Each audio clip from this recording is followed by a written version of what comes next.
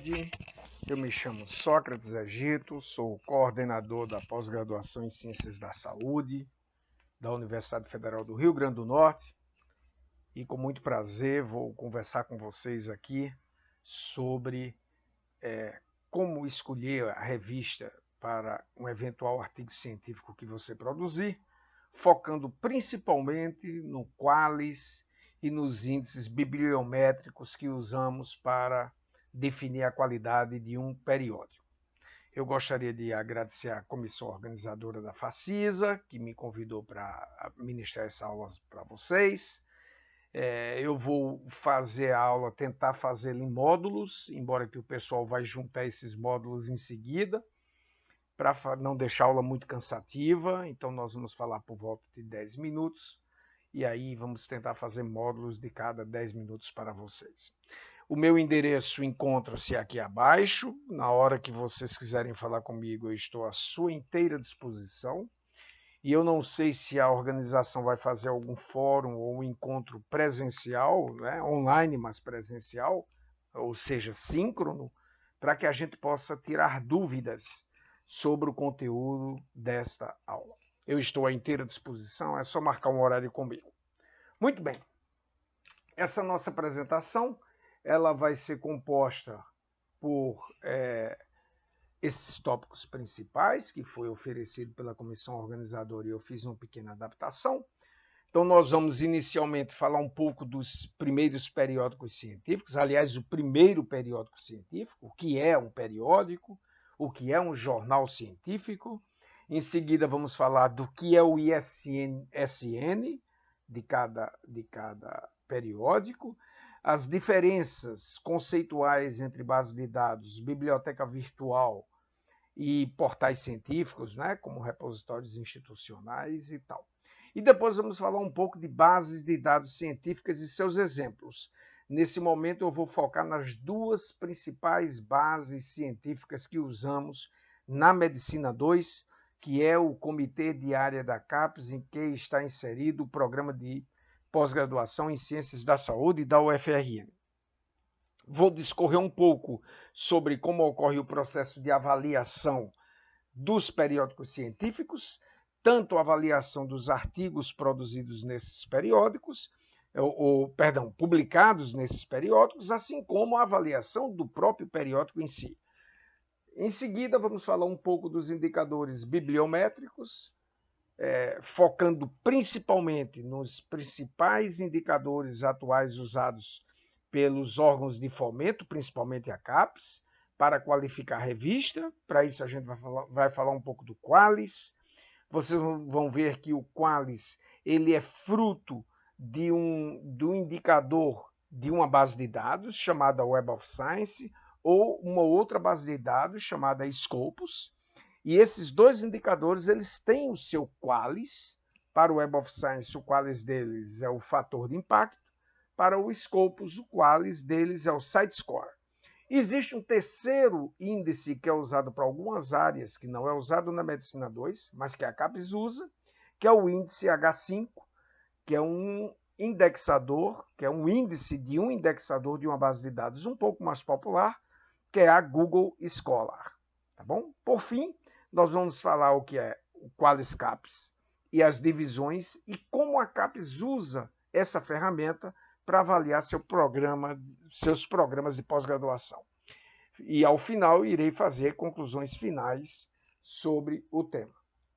Muito bem, falando um pouco dos periódicos científicos, vocês vão ver que a maioria das minhas apresentações elas vão ser permeadas por pequenos filmes, pequenos inserts de práticos, mostrando a você como é que funciona.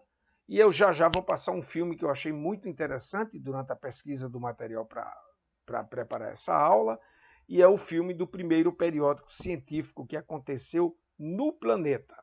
Tá? Então vocês vão entender um pouco a função dos periódicos. Né? Um periódico, se vocês não sabem ainda o que é aquele jornal científico que ele tem uma rastreabilidade de tudo que é publicado nele, que a gente chama de dados bibliográficos. Então, todo jornal, toda publicação, científica de qualidade, ela é feita em jornais que a gente sabe encontrar onde aquele artigo foi publicado de uma maneira rapidíssima, usando as bases de dados, que a gente vai falar um pouco para vocês. O primeiro periódico inventado no mundo foi o Philosophical Transactions, em 1664. Tá? Eu tenho um filme muito interessante que eu peguei da Chemical Society para mostrar a vocês, já vou passar. E o mais interessante, que vocês vão ver, o filme está em inglês, vai ser uma legenda tal, é que para ser caracterizado como periódico, aquele jornal científico ele tem que ter regularidade de publicação e ele tem que ter documentos que têm peer-reviewed processes. O que significa isso? É um documento em que alguém que é expert da área olhou a informação e chancelou que aquela informação seria verídica e, portanto, ela tem um valor científico robusto para estar publicado naquela revista. Tá? E o que é que ocorre após publicar um artigo? É muito importante você ver o presidente da Royal Society lá de Londres mostrando a vocês que não é só publicar o artigo e você achar que o processo peer-reviewed acabou. Na hora que você publica um paper e esse paper vai para o planeta, se existem erros naquele artigo, um cientista pode reclamar, pode gerar um outro tipo de artigos que se chama Letter to the Editor, e ele manda uma carta para o editor criticando o erro que o artigo tem, e em alguns casos os artigos são banidos. Se eu tivesse numa aula síncrona com vocês, eu diria alguns exemplos de artigos até recentemente que foram banidos da esfera científica porque os dados científicos dele não tinham confiabilidade, tá? Em revistas muito importantes. E aí a gente vai falar um pouco de diferentes tipos de periódicos nos dias atuais. Isso aí é dito ao final do filme, o professor falando justamente quando a gente tem periódicos que são dos tipos Open Access, que eu não vou entrar em detalhes para vocês, mas existem várias plataformas de produção científica hoje, diferentes da época do Philosophical Transactions de 1664. Tá? Agora, uma coisa muito importante para vocês reterem ao final desse filme é saber que o modelo do Philosophical Transactions, ou seja, regularidade de publicação e avaliação pelos pares, ele perdura até hoje. Muito bem, então para isso eu vou mostrar esse filme do Analytical Society e em seguida eu venho com o módulo 2 da nossa aula.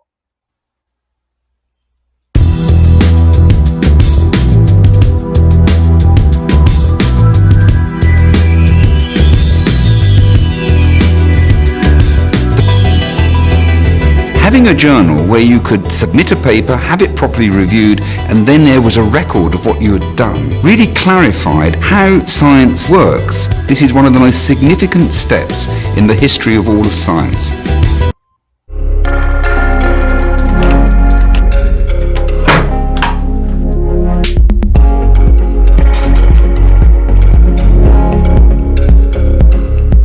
So Emily, this is the minutes of the Council of the Royal Society recording when Philosophical Transactions was established. Okay. So ordered that the Philosophical Transactions, that's the journal, to be composed by Mr. Oldenburg. The Secretary of the Royal Society, Henry Oldenburg, played a key role. I suspect that he thought inventing the journal might reduce his workload to some extent. So instead of acting as the sort of spider in the middle of the web connecting everybody, it could be dealt with by a regular publication of a journal where the observations and data was set out. Printed the first Monday of every month, so a very regular publication.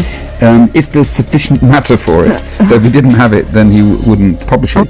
And that the tract be licensed by the Council of the Society. In other words, it's acceptable for publication. What's in there would be peer reviewed. That was the origin really of peer review. What peer review can do is just eliminate the rubbish.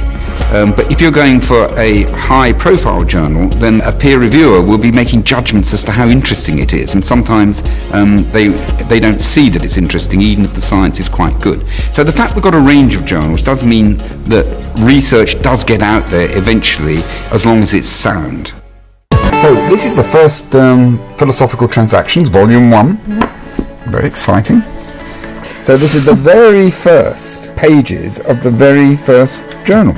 It was the beginning of peer review because council had to look at it, but it took a while for the whole process to get in place. Philosophical Transactions, undertaking studies and labours of the ingenious in many considerable parts of the world. It's great language anyway.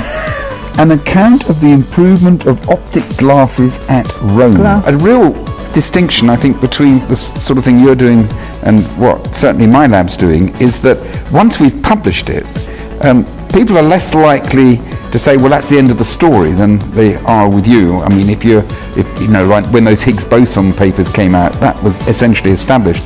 In our case, we'll do everything we can within the lab, then other people will take that idea and test it and poke it and do other sorts of experiments in their system, approach it in a different way. So the peer reviewing occurs continuously after publication, perhaps in a more extended way than maybe in your field. We're going through a revolution now in how we publish, and we will see different ways of publishing and open access and electronic publishing, and all of these things are interesting and will change the way that we do things, but fundamentally it's based on the principles that we use to establish Philosophical Transactions, the journal invented by the Royal Society in 1665. Ok? Então, nesse breve filme, ele conta o nascimento, a história e a razão para a existência de periódicos científicos numa comunidade científica como a nossa. Nós vamos agora, em seguida, falar dos tópicos que a gente elencou no início dessa palestra. Um deles é o ISSN.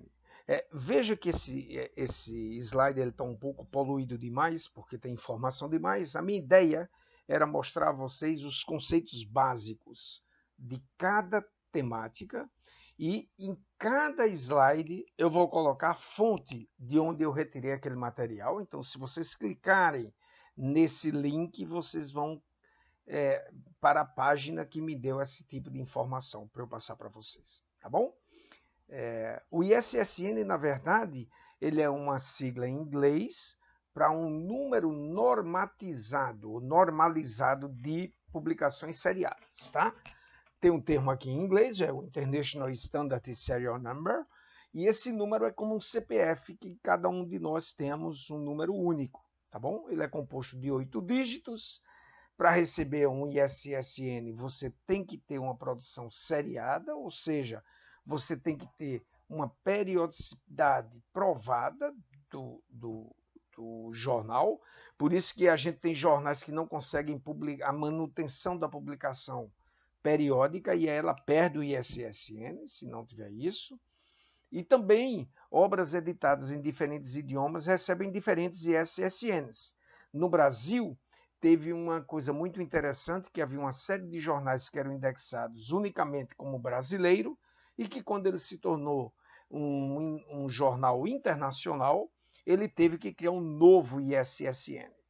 Também muitos jornais que têm o ISSN na forma dele impresso, quando ele é publicado na forma online, que é o EISSN, ele tem que criar um novo número. Vocês vão ver um exemplo, inclusive, na nossa aula sobre isso, tá bom? E é claro que não são só jornais físicos que recebem ISSN. Se você tiver qualquer produção, mesmo eletrônica, que tenha periodicidade, eles podem sim cadastrar-se e ter uma rastreabilidade pelo ISSN, tá bom? O que é que difere o ISSN, por exemplo, do ISBN?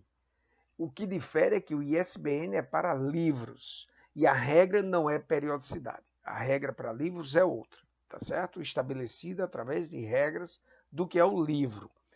E, por fim, eu queria dizer a vocês o que é o DOI, que é um número hoje, uma sigla que está muito em voga, que se chamam Digital Object Identification, que é uma sigla que mostra como aquele objeto pode ser encontrado através de um clique.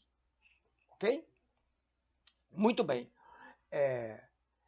é muito importante quando você entende esses diferentes, essa classificação de cada periódico e a rastreabilidade dele, de você entender agora um segundo importante conceito que tange o que é uma base de dados, ou uma biblioteca virtual, ou portais científicos. É muito comum um aluno ele se confundir o que são essas coisas, até porque a maioria das bases de dados hoje, ela possui links para ir para o artigo completo, e o artigo completo é função de uma biblioteca virtual, não é função de uma base de dados, tá? Uma base de dados, ela por si só, uma base de dados científica, ela tem um conjunto de dados que se relacionam entre si, e nesse caso, essa relação se dá pelo código que ele tem de rastreabilidade, ou seja, o título, o volume, o fascículo e a página inicial e final e o ano. Esses dados, que a gente chama de dados bibliométricos, é o que permite você encontrar uma produção científica de não importa que ano que ela tenha sido publicada, num periódico de reputação de qualidade, que ainda esteja vivo, por exemplo.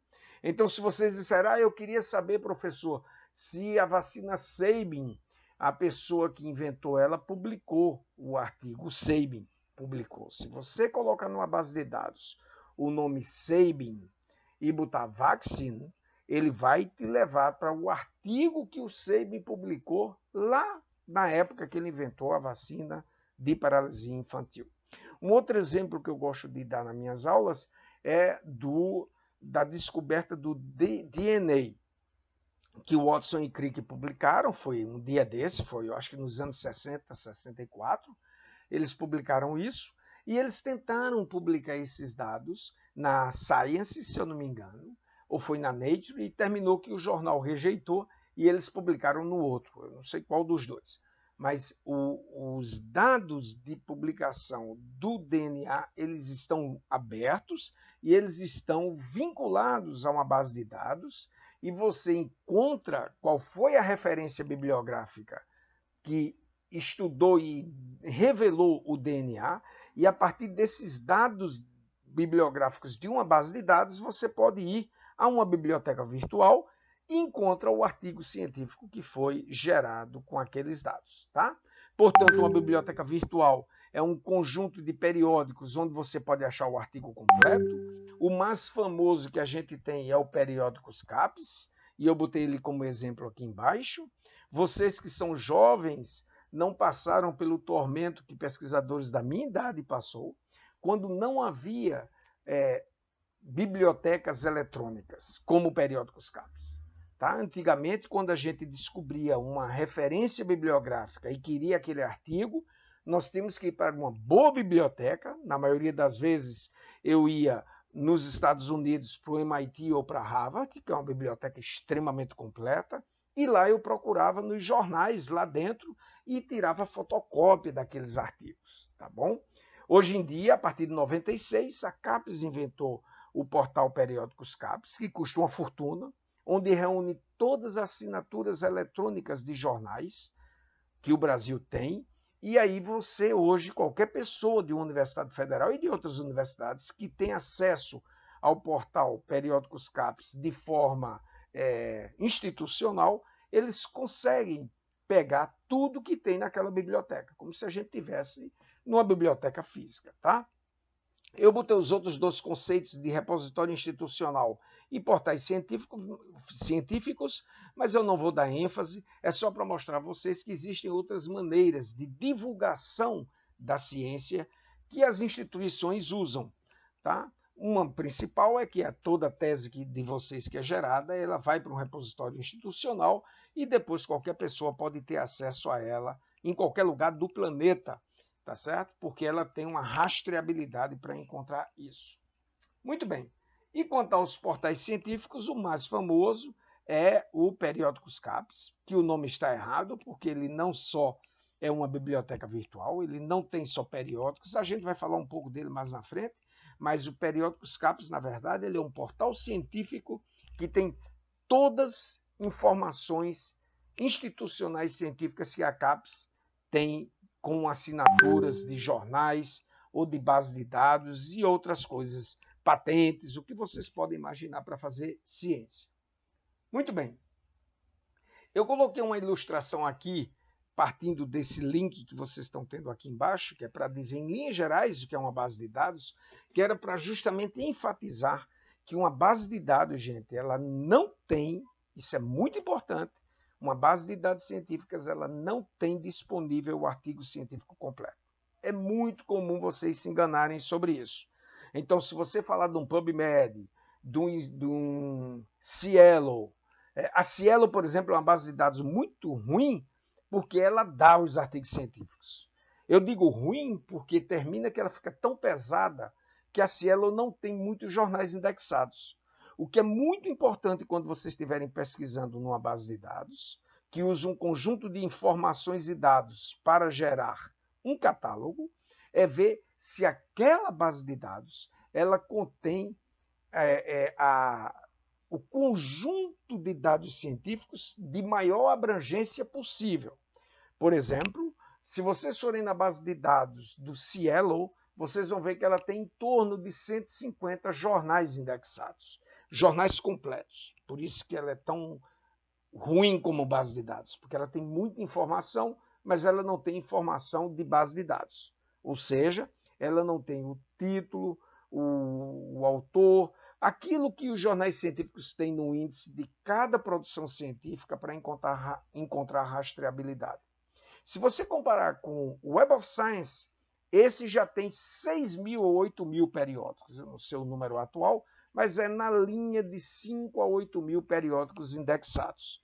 Se você for para uma base de dados Scopus, ela é uma base de dados muito maior e ela tem em torno de 25.000 periódicos indexados.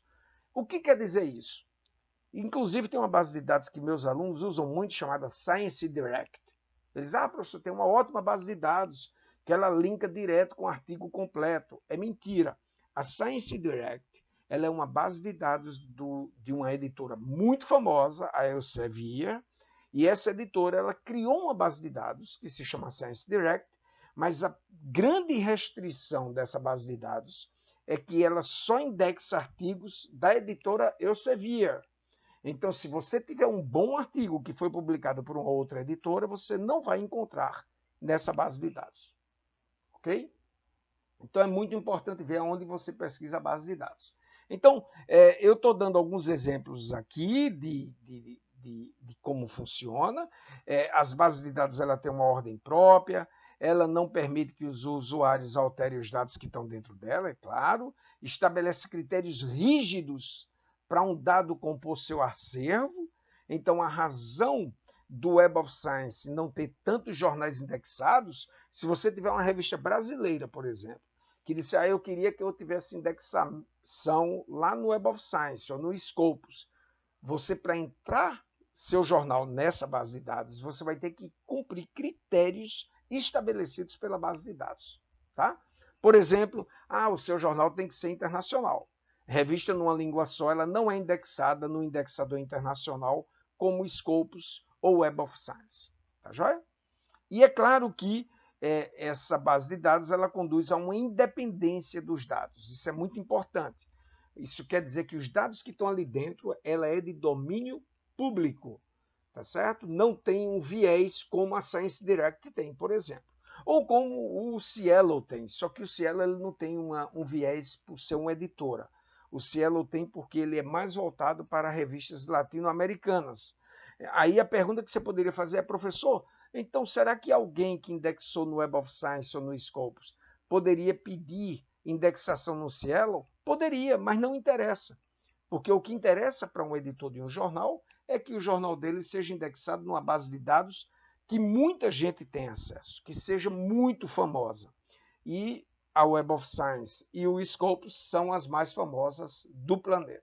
Elas são tão famosas que elas geraram essas bases de dados, ferramentas para avaliar o tipo de periódico que está dentro da base de dados delas. A gente vai falar disso já já. Muito bem. Então chegamos no ponto 5 de como ocorre o processo de avaliação dos periódicos científicos. Ou avaliação do manuscrito submetido, que é o que eu chamei de peer-reviewed process. Então, o peer, eu botei aqui o que significa em português, eu peguei isso aqui do link que está aqui embaixo, se vocês desejarem olhar. Então, ele traduziu para português o que é um peer-reviewed process, que é uma revisão por pares, e ele consiste em quê?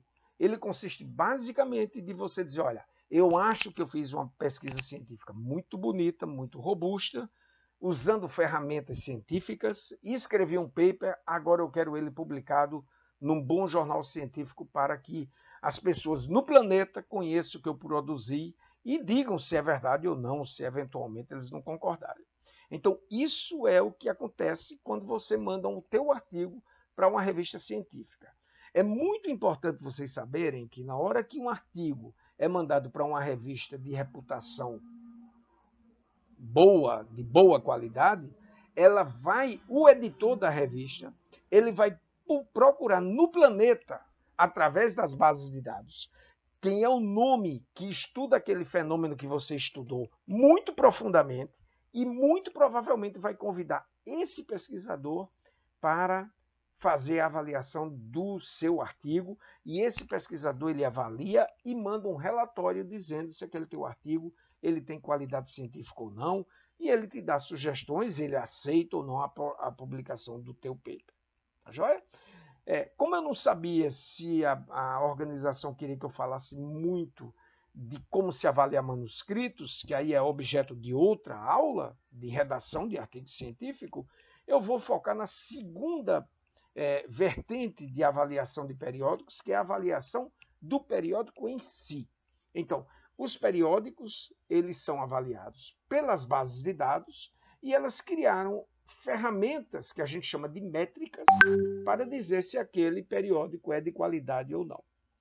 Então, existe uma ferramenta chamada fator de impacto, existe uma chamada site score, que eu vou explicar a vocês o que é, existem algumas outras, como site perdoc, percentil, IH5, que é o índice H do periódico, que eu vou explicar já já para vocês o que é, e vários outros índices, né? Cada indexador ele pode criar o índice ou a métrica que quiser. E ele anuncia na sua base de dados que diz, olha, se um jornal tiver a métrica X, é porque a qualidade dele é muito boa. O que é que significa isso? A gente vai definir já já. Eu coloquei só para ilustrar para vocês aqui que as diversas métricas podem ser consultadas para um periódico. O índice H e outras métricas que estão aqui ao longo do tempo. Todas elas, a grande maioria delas, são baseadas na periodicidade de produção e se você publicou aquela produção em 3 anos ou 5 anos e o quanto ela foi citada. Tá? Isso vai ser dito nos próximos slides. A gente tem uma métrica nacional que se chama Qualis, ou Qualiscaps, ou Qualis Periódicos, que é uma métrica que a nossa instituição de fomento, a CAPES, criou para classificar os periódicos.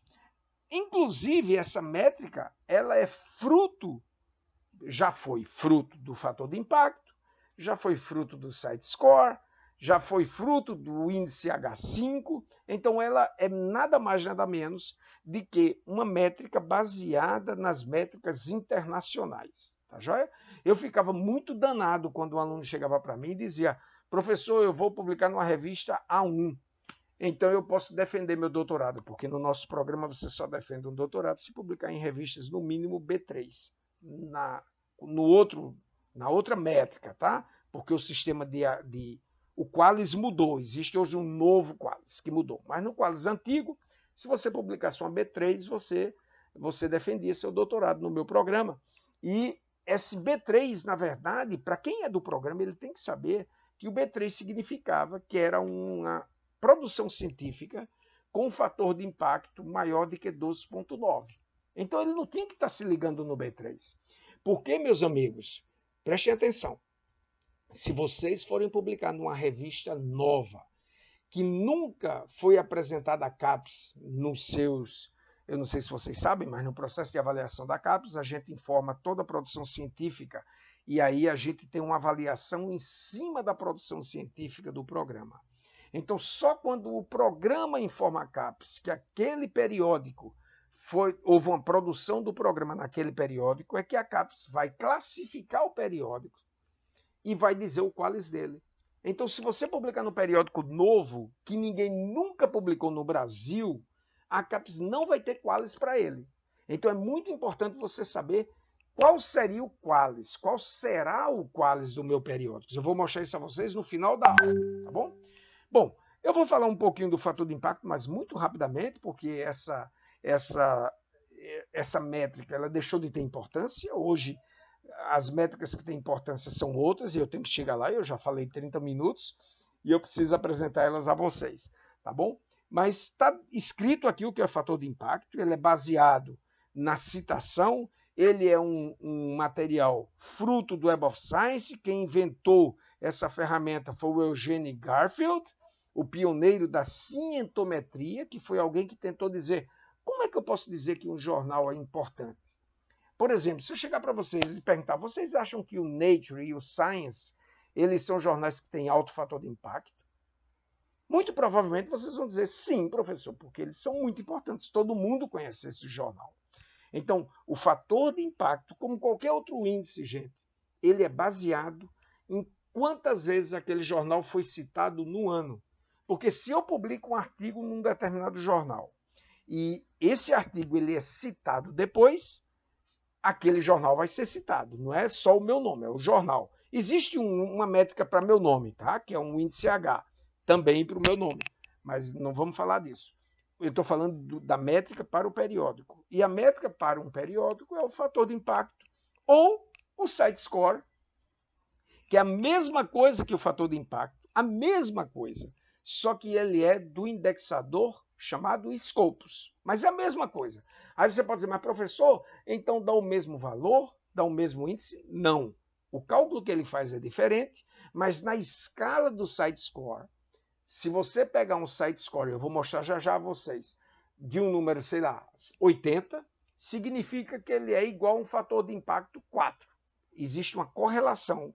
E da mesma forma, existe o indexador do Google Scholar, que é o H5, que trata da mesma coisa. Ele é um índice que é dado a partir do que tiver indexado no Google Scholar. Para vocês terem ideia, o Google Scholar não é aceito pela Medicina 2, porque nós acreditamos, que eu sou parte do Comitê da Medicina 2 da CAPES, que eles indexam jornais muito frágeis. Ele não indexa jornais de boa qualidade. Então, como ele indexa jornais frágeis, a criação do índice contempla jornais ditos frágeis. E aí a gente não aceita. Mas não tenha dúvida de que, se ele quiser, o índice H5, quiser se tornar um índice internacional, eles vão ter que criar uma triagem maior do que ele indexa dentro da plataforma deles. Tá bom? Muito bem. Então, o primeiro indexador que eu vou mostrar a vocês é o qualis. Como é que vocês encontram o qualis? Eu fiz um filmezinho muito rápido aqui que mostra a vocês como vocês encontram isso. Vamos assisti-lo. Nesta aula, eu vou mostrar a vocês como encontrar o qualis periódicos CAPES. Ok? Normalmente vocês vão clicar nesse endereço que eu mostrei a vocês abaixo do item e você vai vir para essa página da Sucupira, onde contém o qualis periódicos, em cima daquilo que a gente já comentou anteriormente. Tá? É muito simples, você clica nessa janela e descobre o valor do periódicos que vocês querem, o ano. A primeira coisa que eu preciso mostrar a vocês é que não há hoje o qualis periódicos CAPES a partir de 2017, ele está sendo calculado para ser divulgado posteriormente, mas nós vamos pegar esse ano aqui de 2013 a 2016, seleciona a aba Em seguida, você pode eventualmente selecionar uma das áreas de avaliação da CAPES, que são 46, se eu não me engano. Nós vamos escolher a Medicina 2, que é a área do programa de pós-graduação o qual eu estou inserido. E aqui você pode colocar ou o ISSN ou o título do periódico, tá certo? Eu vou pegar um exemplo de um periódico, esse que já está aqui na... Ou então vou pegar um da minha área, International Journal of Pharmaceutics. E aí, no momento em que a gente não pode colocar erros na nomenclatura, se você tem o ISSN é muito melhor usar, porque aí não ocorre duplicidade, e você clica aqui em consultar. Automaticamente essa plataforma vai te dar um valor que te remete para o Qualis periódicos daquele jornal. Para encontrar o valor, você baixa a barra de rolagem e veja que aqui está o ISSN do periódico, o nome dele e uma classificação A2. Vocês vão ver que a classificação desse periódico modificou na nova métrica que a CAPES está usando, mas que ainda não é oficial. Eu vou mostrar isso a vocês quando eu for conversar sobre os percentis. Muito bem. Então, eu mostrei uma das métricas, nós vamos mostrar agora uma segunda métrica, que é como você encontra o fator de impacto, e aí em seguida eu mostrarei de como vocês encontram as outras métricas. Continuando, agora eu vou mostrar a vocês como encontrar o fator de impacto de um determinado periódico, tá bom? Existem vários caminhos, mas o mais simples é você acessar a plataforma do Periódicos CAPES, clicando no link que eu dei abaixo do subitem. Quando você abre essa plataforma, ele explica a você que você está no conteúdo gratuito do portal. Você fecha. Em conteúdo gratuito você não tem acesso. Você só tem acesso à base de dados Web of Science quando entra pelo CAF. Então, clica aqui no CAF, seleciona a instituição que você tem vínculo federal. No caso, como eu sou da CAPES, membro do Comitê da Medicina 2 na CAPES, eu tenho um credenciamento CAPES. Eu clico em enviar. Nesse instante ele vai carregar minhas credenciais CAPES, que já estão salvas aqui. Eu ponho login e com isso eu vou estar no CAF, tá? Na Comunidade Acadêmica Federada da CAPES. Em seguida, nós vamos aqui buscar base. Na busca de base, eu já procuro sempre, então ela já está salva aqui no meu Word. Eu vou para o Web of Science, coloco enviar.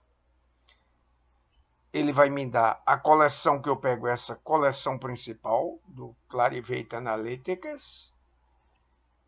Na hora que ele me redireciona para essa página da Web of Science, eu tenho vários caminhos, tá, gente? Eu estou mostrando o caminho que eu sempre uso. Eu vou para o caminho do JCR, que é o Journal Citation Reports. É o caminho mais adequado para ir. Está demorando um pouco a carregar. E vocês vão ver que ele abre numa tela aqui de busca numa busca de base de dados, que nós podemos conversar um dia, que não é tema da nossa aula, mas aqui nós queremos o JCR, que é o Journal Citation Reports. E aí ele vai me dar uma plataforma com o nome de todos os jornais. Então, mantendo o exemplo do Qualis, eu vou fazer uma busca pelo jornal International Journal of Pharmaceutics. Ele já vai achando aqui os temas, e aí você clica na base do jornal, e ele vai te dar a métrica desse jornal, tá certo? Vejam que aqui ele está me dando a métrica até 2008. lá quando eu selecionei, eu vou voltar, porque veja que quando eu coloquei isso aqui, ele me deu duas opções, não foi? Então eu vou pegar a opção de baixo, que é a que tem a atualizada de 2019. É porque às vezes as editoras mudam alguma coisa no ISSN ou no Index, e veja que agora eu estou com o do ano corrente, que é 2019, o último ano que teve o fator de impacto calculado, tá? Então esse jornal ele tem um fator de impacto 4.845, tá certo? Esse é o Journal Impact Factor desse jornal. Aqui ele mostra como ele calculou esse fator de impacto, e é importante vocês verem que eu posso ter uma opção aqui de mostrar como estava esse fator de impacto ao longo dos anos, e veja que ele era 485, ele tem subido constantemente a métrica dele, tá joia? E ele lhe dá uma visão desse fator de impacto durante o ano que você desejar, ok? Nós vamos usar essa mesma plataforma para eu explicar os percentis em alguns minutos. Espero que tenha sido claro, e dessa forma você descobre o fator de impacto. Eu queria também que vocês prestassem atenção que esse jornal ele tem 2 ISSNs. Lembram que a gente falou lá quando explicou o que era o ISSN? Que na hora que você tem uma periodicidade dos jornais de diferentes formatos, você tem que ter diferentes ISSN. Então esse jornal ele tem o ISSN na forma impressa, que é essa aqui, e tem o ISSN da forma online, porque eles fazem uma divulgação antes de gerar o impresso da forma online. Agora eu vou mostrar para vocês como é que a gente descobre o percentil do Scopus, que é o mesmo local onde a gente encontra o SiteScore, né? Aliás, primeiro eu vou mostrar o SiteScore, como encontrar, e depois eu vou dizer como é que a gente encontra o percentil lá na parte da aula referente ao percentil. A primeira coisa que vocês têm que fazer é colocar esse link que eu coloquei aí para vocês. Clica no link, ele vai abrir essa tela, e aí com essa tela aberta, a gente vai ter aqui muito semelhante ao Web of Science, só que aqui é direto, ele já dá direto os jornais, esse link ele já leva você direto para os jornais, que mais uma vez você pode procurar pelo ISSN ou pelo título. Eu vou continuar usando aquele título como exemplo, que é o International Journal of Pharmaceutics. Então veja que ele vai auto-preenchendo. E quando eu termino, veja de novo que ele tem 2 links, provavelmente porque a parte do e-journal foi colocada há pouco tempo. O que me interessa é esse link de 2019, tá? Que é o ano que estamos falando. Então você desce a barra de rolagem e aqui você vai encontrar o valor do SiteScore, que é 7.6 para esse jornal. Por fim, eu vou mostrar a vocês agora como vocês encontram o valor do H5, que é a métrica do Google Acadêmico, dentro de uma plataforma, tá? Então vocês vão clicar nesse endereço que está acima do desenho aqui, acima desse filme, né? Abaixo do indicador, e aí ele vai conduzir vocês a essa página. Da mesma forma como os outros indicadores, você clica na barra de pesquisa, vamos de novo colocar o International Journal of Pharmaceutics, e a gente vai pedir o valor do H5, e o H5 desse jornal é 90, perdão, o H5 desse jornal é 73, tá certo? Então veja que são números, meramente números, onde cada base de dados ela cria seu conceito de números, e aí o que a gente pode dizer é que um H5 de valor 73 é semelhante a um fator de impacto de valor 4.598, que é semelhante a um SiteScore de valor 7.8, que eu acho que foi isso que a gente encontrou para o International Journal of Pharmaceutics. Muito bem. Depois de mostrar a vocês essa sopa de números, dependendo do indexador que a gente está vinculado, eu vou dizer uma novidade para vocês. A CAPES está criando o que ele chamou de Qualis Único. Esse professor que vos fala, ele é parte da Comissão Nacional do Qualis Únicos CAPES. E nós estamos tentando achar uma ferramenta que reflita a qualidade do jornal à luz da área de atuação do jornal. Então, veja bem, o que é que acontecia antigamente? A gente tinha um fator de impacto na área de farmácia, por exemplo. O maior fator de impacto que a gente consegue é aquele que eu acabei de mostrar a vocês do International Journal of Pharmaceutics, em torno de 4,8. Não há revistas na área de farmácia com fator de impacto 15, 12. Ou por outra, em outras áreas que tenha menos robustez de pesquisa, porque é muito nova, como a área de contabilidade, por exemplo, que é uma área que tem despontado nos últimos 10 anos, eles não têm jornais com fatores de impacto, site score robustos, simplesmente porque são novos. Os jornais de maiores fatores de impacto e tal são aqueles da medicina, que faz pesquisa há muitos anos, tá certo? Quanto mais antigo um jornal, mais famoso ele é, se ele ainda estiver vivo, não é? E aí ele tem realmente um reconhecimento mundial muito grande. O maior exemplo que eu posso dizer a vocês é o Science e o Nature. Tem a Lancet, que é muito famosa, o New England Journal of Medicine, que é muito famoso. Todos esses jornais têm fator de impacto acima de 30. Todos eles. Tá joia? Então, o que é importante vocês entenderem é que a CAPES, buscando fazer o que ele chama de Qualis Único, ele antes classificava um periódico na área da medicina com um valor, na área da sociologia com outro, na área da física com outro. Não. A CAPES agora ela quer comandar, criar um índice, que é o novo Qualis. Eu não sei se vamos conseguir, mas que ele reflita a qualidade do jornal em cima da área. Tá joia? Veja bem, isso aí é uma coisa que às vezes a gente pode começar a perseguir como meta e objetivo, mas o índice Qualis, ele não tem valor científico internacional. Se você publicar no Qualis A1 de uma revista que tenha fator de impacto 1, ela é A1 porque eu vou dizer a vocês como a gente fez isso, que é através dos percentis, na área de atuação daquele jornal, ele efetivamente ele merece ser o A1, porque ele é o jornal mais importante na área daquela área, mas ele não é um jornal de reputação internacional. Tá? Continua sendo uma métrica muito que eu chamo endógena, de casa. Muito bem. E qual foi a regra que a CAPES inventou de criar para fazer o Qualis Único?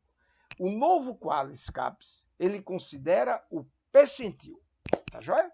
Ele considera o percentil da base de dados Scopus e da base de dados Web of Science, tá certo? Em linhas gerais, só que tem algumas áreas que consideram o H5 do Google Scholar, por isso que eu ensinei a vocês. E a CAPES inventou de criar uma classificação que são 4 níveis. Eita, eu comi um nível aqui, o B4, ó, na minha apresentação. São 4 níveis. Os 4 primeiros níveis correspondem ao nível A de periódicos e ele corresponde a 50% de percentil. Então, como é 50 dividido por 4, vocês estão vendo que a gente chamou de octil, o octil é 12,5%.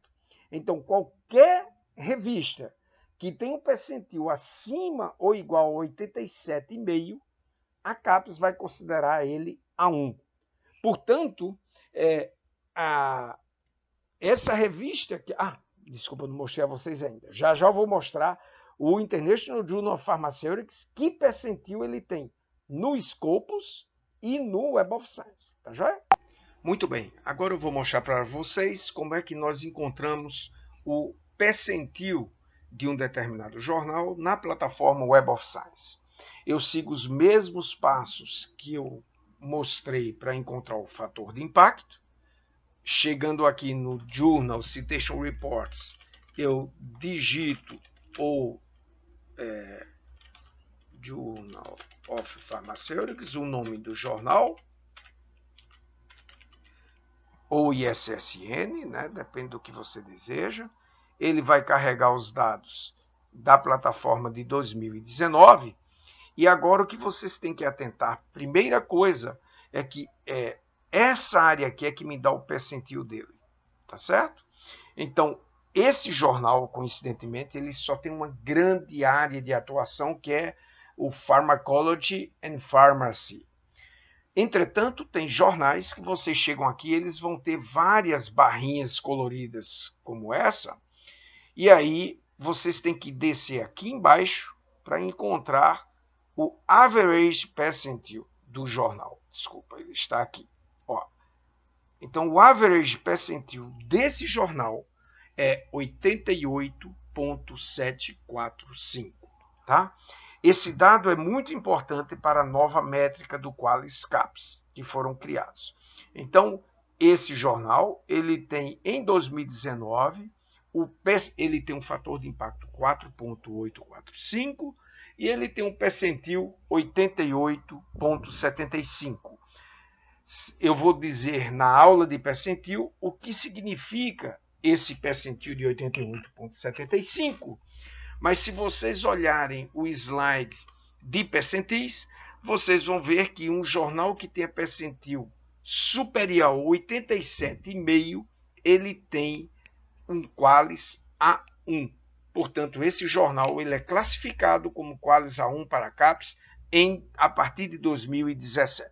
E aproveitando que esta tela está aberta, eu vou mostrar a vocês como vocês encontram o percentil do Scopus. Também é muito simples, ele está justo do lado do site score. Então veja que no caso desse journal, que é o International Journal of Pharmaceutics, o nome do jornal está aqui, o percentil dele é 92%.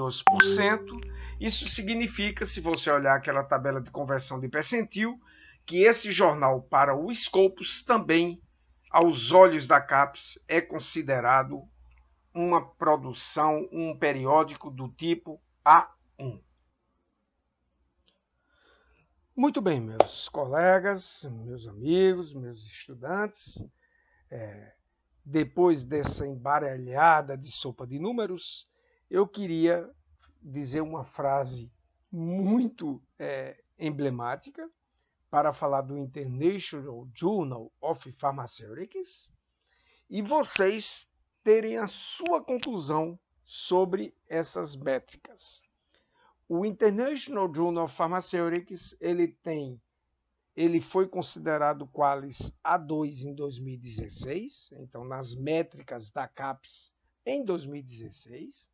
Ele tem fator de impacto 4,845, ele tem um site score de 7,6, um índice H5 do Google Scholar de 73, um percentil no Scopus de 92, um percentil no Web of Science de 88,745 e hoje, na métrica novo Qualis, ele é classificado como A1.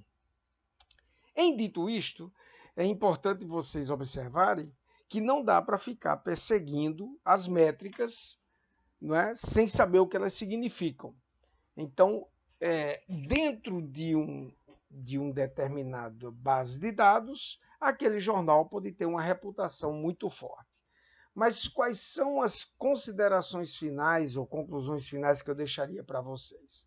Primeiro, escolha uma revista visando a qualidade dela.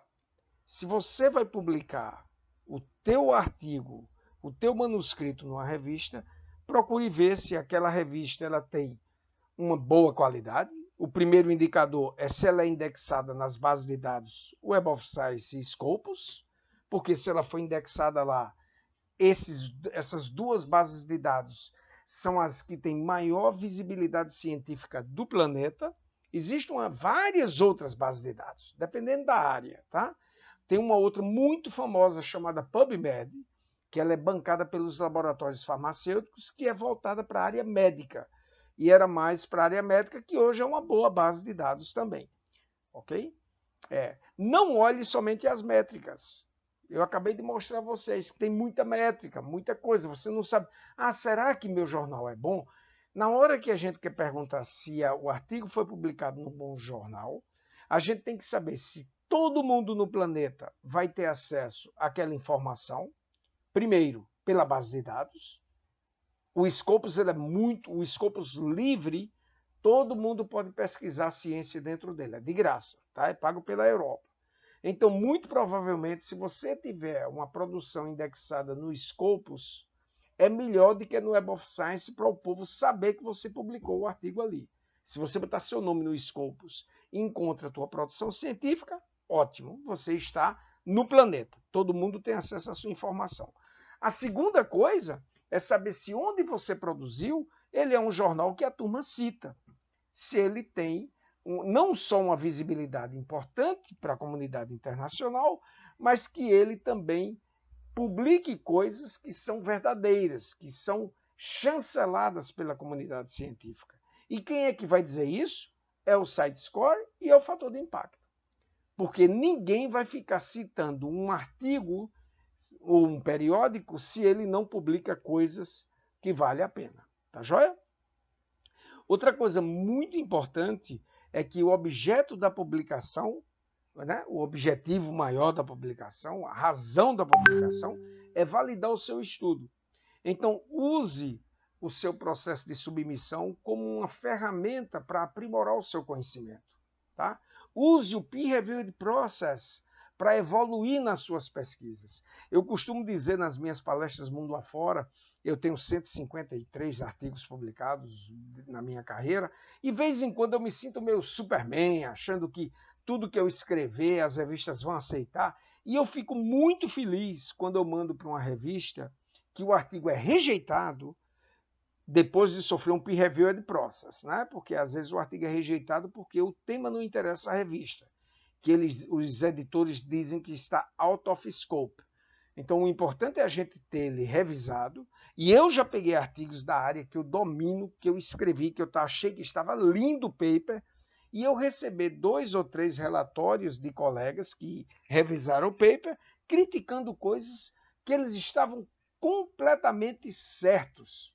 Então eu ceguei. O fato de eu estar rodeado de alunos, dizendo, professor, está lindo o seu paper. Eu dizendo que está lindo. Todos os meus colegas do departamento dizendo que era lindo aquilo que eu fiz e tal. Isso cega a gente. Tá? Tem que ter alguém de fora para poder validar o que a gente fez. E eu sempre vi o processo peer review como sendo um processo de crescimento. Não tem essa de dizer porque eu sou do Nordeste, porque eu sou brasileiro, porque meu artigo não tem nome robusto, por isso que ele não foi aceito. É balela, é mentira. Se você fizer um produto científico de qualidade, não importa o nome que esteja ali, se ele for robusto, for bem escrito, na hora que um editor olhar e disser isso aqui é uma descoberta fora de série, eu vou fazer esse artigo sair. Ele vai e volta, não sei quantas vezes para os revisores, mas um dia você publica. Tá joia? Minha última frase que eu gostaria de dizer a vocês é que não se torne um mito para você mesmo. Não ganhe uma autoconfiança de achar que se alguém está rejeitando seu paper porque ele não gosta de você, porque geralmente essas revisões são cegas. Ou às vezes não, mas são pessoas que a gente nem sabe quem é. A gente recebe um paper, eu tenho muitas histórias de revisão. Eu reviso para mais de 50 periódicos. Eu recebo em média de 3 ou 4 artigos por semana pedindo revisão e eu rejeito todos eles porque eu não tenho tempo. Eu aceito em média 2 revisões por mês e olhe lá, às vezes menos, de jornais de extrema reputação, jornais que não têm fator de impacto eu nem olho porque aí o inglês não funciona, o artigo é ruim, o corpo editorial não viu. Um bom jornal, gente, ele vai antes de mandar para o revisor, ele olha se o artigo não tem erros de base. Se eu pego um artigo para revisar e ele tem erros de base, uma tabela que falta e tal, eu rejeito e eu não reviso mais. Porque o corpo editorial não cuidou de mandar para mim um documento que fosse capaz de sofrer uma revisão por pares. Tá certo? Isso aí é muito importante. Ok? Eu concluo minha aula aqui. Me desculpa, eu me estendi um pouco mais. Eu falei em torno de 1 hora. Mas eu espero que vocês desfrutem das informações aqui. Esse mundo online é muito ruim. Eu vejo que, de vez em quando, eu cometo alguns erros e eu corrijo na própria gravação. Eu não vou ficar aqui editando meus vídeos, mas eu estou à disposição para fazer uma aula síncrona com toda a equipe para tirar as dúvidas relacionadas a esse assunto que eu acabei de ensinar a vocês. Agradeço mais uma vez a minha participação e estou ao inteiro disposição e ao dispor de vocês. Um abraço.